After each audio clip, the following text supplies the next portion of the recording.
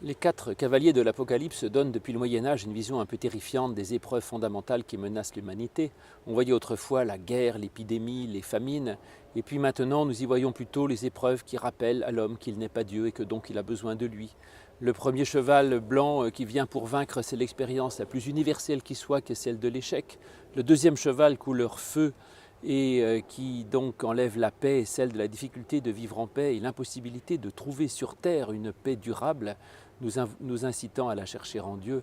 Le troisième cheval noir qui a une balance à la main nous rappelle que nous ne pouvons pas tout posséder. Et le quatrième cheval couleur verdâtre est bien évidemment celui de la mort.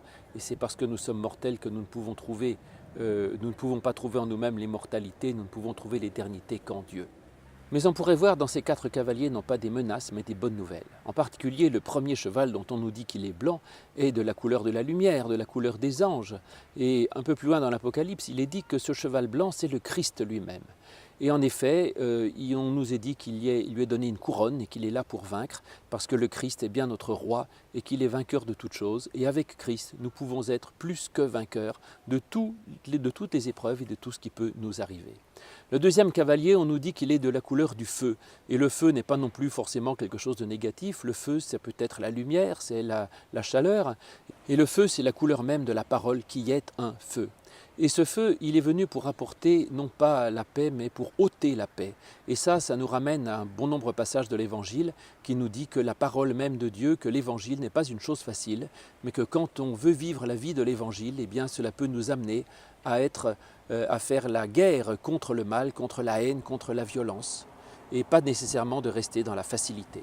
Le troisième cheval, on nous dit qu'il est noir, mais le fait que ce soit le troisième cheval nous ramène certainement également à la Trinité, à Dieu lui-même. Et en effet, ce cheval, ce cavalier, il a une balance dans la main, et c'est le propre même de Dieu que de juger et que d'être celui qui fait le jugement dernier, qui permet d'être le critère entre le bien et le mal.